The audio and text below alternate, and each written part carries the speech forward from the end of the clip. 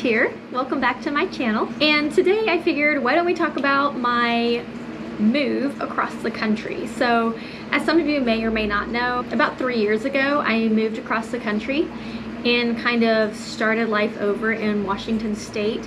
I originally lived and was born and raised in Mississippi for about 31 years. So I did not move out to Washington until I was 31. The move out here was actually really, it's a wild story. So it happened super fast. My boyfriend, his job was closing, and so they gave him the option to apply to other stores. He was really hoping he would get transferred to Denver, and I had my fingers crossed for Seattle because I had visited Seattle one time and I absolutely loved it. It felt so cool and pretty, and I loved all the nature and stuff, and I'd never really lived in a city or even close to like a big cool city, so I was really hoping for Seattle because Denver I visited before and I found it super cold, and I was like, I don't want to go to somewhere like that's really cold that gets lots of snow. And so I was hoping for Seattle, but his work closed like really quickly. We only had about 3 weeks and we had just recently bought a house, and so it was our first house. We had to sell that, pack the entire house, and I put pretty much everything I owned into a storage unit. And I was thinking, okay, when we get out here and we get settled and we both have, you know, good jobs, because it was Washington, I figured Mississippi didn't really have anything for me. It was really bad area as far as like my career growth and just where I was heading in life. It just felt like a prison. So coming out here just felt like I was gonna have more opportunity, and I was gonna finally be working in a career and a job that was going to be fulfilling, that I would love, that was actually going to value me, pay me, you know, all those things that we are all hoping and dreaming for, and that just wasn't the case still. Maybe we'll get into all of that. That'll be my other video of a series of unfortunate jobs, which I've started. I now have 2 out, so you can go check out those to see my career experiences living and working in Mississippi. I haven't finished it. I still have probably about 6 more episodes to add to that, because I have literally done any and everything under the sun as far as a job. I feel like I've done everything. This video is just going to be about our move and like everything around that. But it was I was really excited. It was scary. I'd never lived outside of Mississippi. And actually my therapist at the time, because I grew up like extremely sheltered, she was actually shocked and said most people who are extremely sheltered, they don't make very big like moves like that or go somewhere that's completely different and so far away from where they're originally from. They usually can just kind of stay close-ish to that area. I was working at this horrible job and I told them, hey, I'm gonna move to Seattle, and they were like, okay, well, you could just go ahead and go and just start packing, and that was just better. But it was really bad on me because that year I just was out of work for so many months, because almost an entire month I spent like packing up the entire house and like selling stuff and moving stuff. Like, I mean, it was a 2,100 square foot house, and we had to schedule a like pod to come to the house and schedule movers because our stuff was too big for me to carry. I'm really small, and so we had to schedule movers, tell them to move everything into the pod and then have it shipped across the US. Trying to get up with the realtor and just trying to sell the house so quickly. We actually lost money with it. We lost $10,000 by selling it, with both of us moving to an area that was really expensive, an area that we did not know. And me and him both are like we have scarcity mindset when it comes to income and money. We're both really scared about like money troubles and issues. So both of us were really freaked out to have a really high rent out here and also a mortgage back home. I mean, we could have kept both places, you know, like moved out here and lived in the apartment and then had the mortgage, but we both were just too scared to do that. It just freaked us out because it would have been probably more than what we made to have both, you know, and all of our expenses and stuff for the month. Like, he wants us to get a house out here, and the reality is the house that we had in Mississippi, if we bought it out here, would be $1 million. So that dream is kind of still just a dream. We're just hoping maybe to get something that is at least 2-bedroom, maybe 1,000 square feet, so I can move my stuff out of storage, because I am paying for a storage unit. It's $200 a month, which is really expensive, and I can't use any of my stuff. I'm really glad we made the move, because I actually was applying for jobs in Seattle even before all this happened. It's like everything just kind of fell into place how it should have been, because I was just over Mississippi and over that area, the mindset, over the ingrained like things that society in that area wants you to do, the expectations, the pressure, just everything for that area. I just never fit in, and I never belonged. It never felt like home there. It always just felt like a prison. Moving out here, it just felt like I was finally starting to liberate myself from all of those things that were holding me back, and I could really like start focusing and pursuing the life that I want to build and the life that I want to have and the things that I want to do. I don't want to live life afraid. I don't want to live life afraid to go out, meet people, drive, like go on adventures. I don't want to live that life. Life is too short to live it just scared and holed away in your house, away from everything that makes life worth living. So that's what I started pursuing and doing out here. So every single week I'd go take myself on like a date or like a little adventure and things like that, which I kind of did in Mississippi, but not so much. And I actually have some friends out here, even though this year's been really hard and I've kind of been very antisocial and not really wanting to hang out with anyone very often. I'm kind of pushing everybody away. But I think that's with a lot of people. What's going on with the world and everything is kind of understandable. Our story was actually really crazy, but we had to think about, we were gonna be here for like, I think, and we didn't have a place picked out. We were gonna come out here and look at apartments because we didn't know the areas and things like that. So we scheduled to have an Airbnb out here for like 3 days while we found apartments. And he was gonna start his job soon. I had gotten a job, I was going to start soon. The drive was 5 days. So I scheduled Airbnbs along the way, like different like stops that we would take on our route. And it was in March, so the weather in some of those areas like Montana was actually really bad. And like the pass and stuff like that, like coming over to Washington or Seattle actually, because there's, you know, like there's like a couple of passes you have to go through. On our drive out, it was still really chilly and cold, and we had both our cars loaded down. We had a big German Shepherd dog who was barking, and we pretty much stayed on the phone all day long. So I didn't have a charger for my phone. I had my cord, which was just plugged directly into my car, and it didn't fast charge. So unless I didn't use my phone, it would charge it very slowly. But if I was using my phone, then actually my phone was still draining. So I had like this power pack I would charge up at night, and I would use that throughout the day because Jason liked to be on the phone with me all day. Like we could talk back and forth or ask questions or say stuff while we both were like using our maps to go through. And then also we were in areas where we'd lose service and stuff like that. So we didn't want to like either of us get lost or lose track of the other person.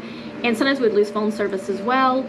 Cool thing for my parents, my family, they like followed our progress all the way through, and it was a pretty fun adventure. It was weird to just drive away from like everything you've ever known and just off into so much uncertainty. Like you don't know where you're going, you don't know where you're headed, you don't know if you're gonna like it, you don't know what it's like. It was such a leap of faith, and Jason said he could not have made that trip if I did not come with him. He had to stay with the company because in Mississippi it's really hard to find any decent job. So he didn't want to give up that job and stay in Mississippi and then like make minimum wage or be bouncing from one terrible awful job to the next that barely pays anything and doesn't offer any benefits. So he had to go where the job was. The drive all the way out was pretty fun. I enjoyed it. I hate driving though, but it was different because we were heading to new life, and so that was like that excitement of like starting a whole new chapter in life and adventure. I'd never had adventure really, so it was like that was exciting and fun to kind of embrace your destiny and feel like you are taking charge of your life and like where you're going in life, instead of just, you know, a passive person in your life. I was being an active person. So we drove all the way through like South Dakota, we drove through Montana, and when we're in Montana, there actually was a snowstorm that was like following us because we stayed in I think our second night there, we stayed in this little town. I forget what state it was in, but it was really cute and it was tiny, and we went to eat dinner, and in the middle of eating dinner we looked outside and it started to snow, and we were like, oh no, because I mean we both don't have four-wheel drive vehicles. We've never really encountered snow in Mississippi. We don't really get snow. We get like sleet and like freezing rain, but no one drives in the freezing rain. You can't drive when the entire road is covered in ice. So we both did not know what to do, and so we slept through the night, and the next morning there was so much snow covering outside, and our vehicles too, just inches of snow. But we had to keep going because we had to arrive at Seattle by certain days. We had to hit our Airbnb stays that we had made, and we both had our jobs we had to start, so we had to make it here in time to find an apartment, get moved in, and so we could start our jobs. So we were like trying to hurry, and Jason was like trying to clear the snow off our cars. We didn't have any like tools to like take the snow off, so he was just using his arm. And in the process of doing that, he actually twisted his knee and fell. And it was terrible because he had to drive like the next, I think it was 2 or 3 days after that, with his knee like all twisted and swollen and hurting. Tried to outrun the storm, so we kept, the first day after that snowed, like we were in like a complete whiteout blizzard. We could not see the road, and we didn't have chains for our vehicles, and other people were like stopping off on the road and like putting chains on their tires and things like that. And we were just like driving, and you couldn't see anything. It was just pure white. All you could see was like the car in front of you. And our car, my tires kept sliding and skidding, and the little thing would come on, the light telling you that you're like losing traction. And we went so slow, and it actually took us, I tried to schedule the Airbnbs out so that they were only like maybe 5 or 6 hours between, you know, like driving between each one, because I'm not much of a driver. I start to get sleepy. I start to not really be able to focus very often, like really focus on what I'm doing. But that was just such a high, like alert type of experience that I was just focused on the road for like, we drove for like 9 or 10 hours. It was way longer than what it should have been, and I was just so focused the whole time and just like trying to not slide off the road, trying to like look at the car in front of me and not like maybe get in other lanes or things like that. It was just, it was a crazy experience. And we finally made it through. We got to like one of the towns like up in the mountains, and we ate Taco Bell, and it started to snow again, and we were like, we have to go, like we have to get through the pass, we have to make it, you know, through all of this so that we were not like iced out and stuck on the other side of the mountain. And so we had to hurry up and get back in the cars and like drive again, get gas. And finally we made it to Spokane, which was like our last night before we made it to Seattle. And Spokane was really cool. I loved it. We stayed in this little downtown hotel. It was really cute. We took Molly for a little walk, and then the next day we drove all the way to Seattle, and we made it to our Airbnb here in Seattle. It was actually in like Linwood, I think, that we went, and that's when our first few days I looked up a cafe, Vienna, and that's where I went. That was my first cafe I visited here in Seattle, is a Viennese coffee, which I featured in some of my vlogs. A little Airbnb was really cute. It was really tiny. It was just like a room, and it was someone's like converted garage into a room and a tiny bathroom. Started going out looking for apartments, and both our vehicles were completely packed to the brim with stuff in the back because we had just like moved. We brought like an air mattress, and we brought things we would need, like clothing and like supplies and stuff we would need to like survive on until our pod arrived, which I didn't think it wasn't gonna arrive for like another, like I think it was like 10 days or 2 weeks, because we didn't know where we were going to be staying. The 3 days we were there, we went out, we were looking at apartments. They were all really expensive. We were looking in Everett because I thought I was going to be working in Kent, and then he was going to be working in Burlington. So it was pretty far, our jobs, but my job ended up being completely remote, which was awesome. And I only had to occasionally go into the office, which was actually located, I think, in Arlington. People doing paperwork work. That was really nice. And the apartment we ended up going with was, I tried to find something that was the same price as our house, and as far as the mortgage, like in rent, and it was really hard to do. We only found this place that was like really like sketchy and tiny, and it was super disgusting and smelly and dark, and it was only 600 square feet, but it was the same price as our place back home. And we went with that place. We put our stuff in there, and we pretty much stayed on an air mattress and had no couch or nothing. We had like nothing. We didn't hardly bring any dishes. It was definitely different. And finally, after like 10 days, our pod arrived, and we were able to finally like furnish the place out. But our couch is like giant. It's Jason's couch, and he has a huge couch, and so it takes up like a lot of space out here, because most of the places out here are really small, so you need very minimalist things. I don't even have like a tenth of my wardrobe or shoes. I only brought like workout clothes and business clothes. That's all I pretty much brought. So I'm either like super businessy, or I'm just like workout, and I don't have any in-between clothing really. I can't wait to get my stuff out of storage. So this year we're kind of just focusing on just moving forward with things. Jason's been a little bit hesitant and scared to buy anything out here because it is so expensive, and he's not 100% sold on the area because he doesn't feel like I did. Like, he loved Memphis, he loved that area for some reason. I don't know why. Like, he didn't like the weather and stuff. It was too hot and muggy, but he still is just like not quite sold out here. But I think he's starting to kind of come around. I do want a house. I want a yard for Molly. I want a place so I can move my stuff out of storage and finally be complete and whole again and have access to all of my things and my furniture and be able to decorate for holidays, seasons. I love decorating for seasons. When making a house look just really beautiful with like decorations, things like that, my mood and like how I feel is affected greatly by my surroundings. Like, if I'm in a very cluttered environment or not something that's beautiful or organized and decorated nicely, I just feel just like really just deflated. Like, if I'm in a really dark area with hardly any windows or light coming in, it just is really, really deflating and takes all of my energy, and I just don't feel inspired or motivated. It's just like the future doesn't seem as bright. It just seems like everything's just kind of black and white. It's really weird to have your surroundings affect your mood so much. If you have that kind of like same experience, let me know down below, comment down below, because I think a lot of people have that. It's coming out here, that's just been our experience. And the first few months were pretty difficult. They were hard to kind of like try to adjust to a new area and a new job and just everything. I'm going to talk about I think I want to do my next series today, the series of fortunate jobs, but this one won't be about my Washington jobs yet. I need to still cover the jobs I had after I divorced, and then I need to cover the ones out here, and then I need to cover the ones I had through the pandemic. And then I'm going to cover having my own boutique and how that was, and like having my own business. And then I'm going to go over, I guess, building a glamping business and having a YouTube channel. I think that's something that would be interesting to go through. There's so many video ideas I have, but it's just like, I don't know where to start. And it's really hard for me to get on the camera and start just like talking because I don't have a script. I don't do anything like that. And this past like month, I've just been feeling just like, I need to go for a hike or something. I don't know.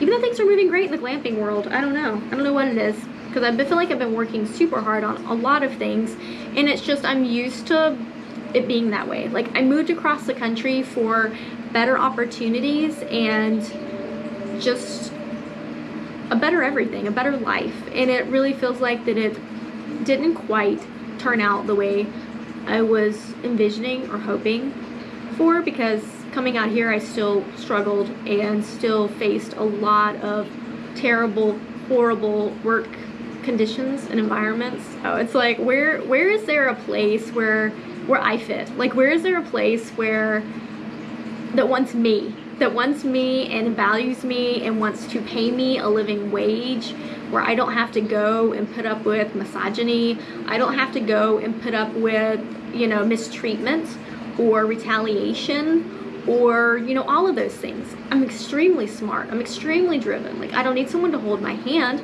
I go after things, I do things. I'm very entrepreneurial minded, super creative, but any of the jobs that I get, they don't value that. They don't see the value. They don't want to see the value, and they want to use you as cheaply as they can. And then as soon as you maybe start to try to have conversations or transparency or just voicing opinions, then they just want to like get rid of you. They want to fire you, start trying to regress you. They want to, there's like so much, the environment out here, or most jobs actually, is just really, really, really bad.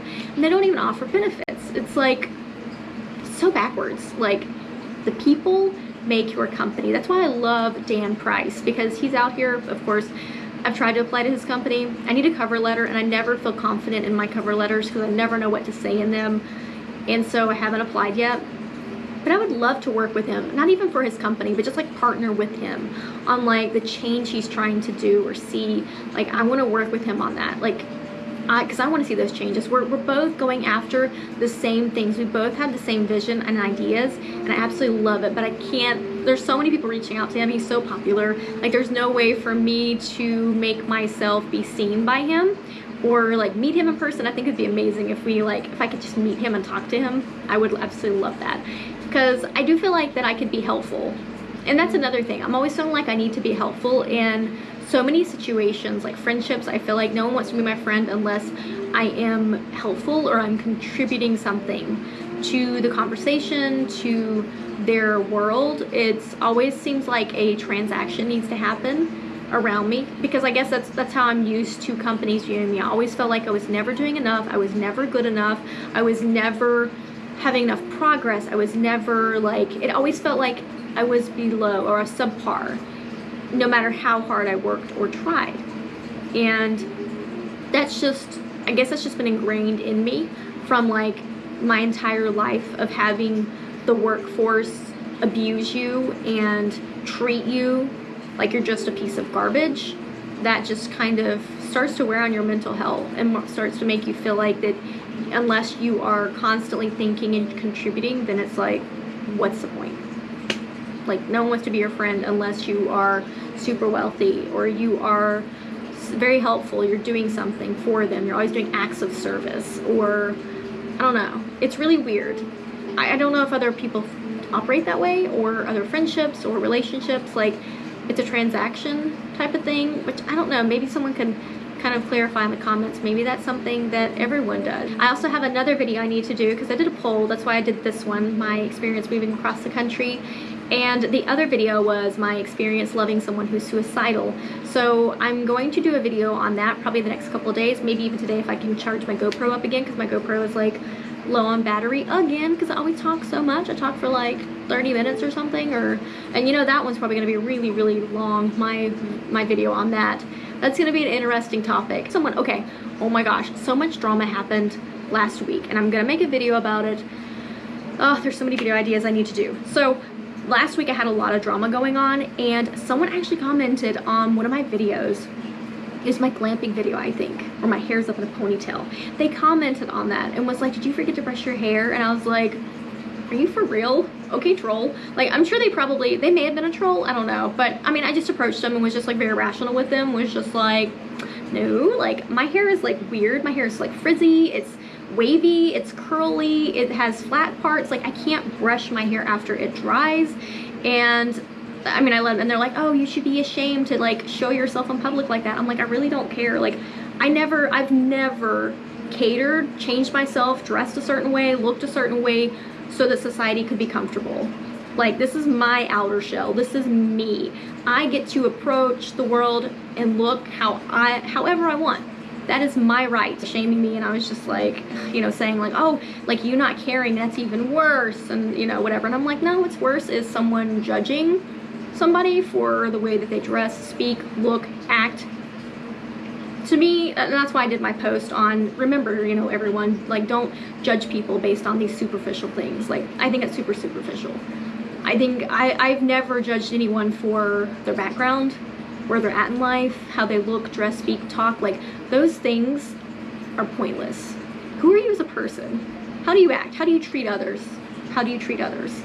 That says a lot about you. I don't care about anything else. I care about you as a human.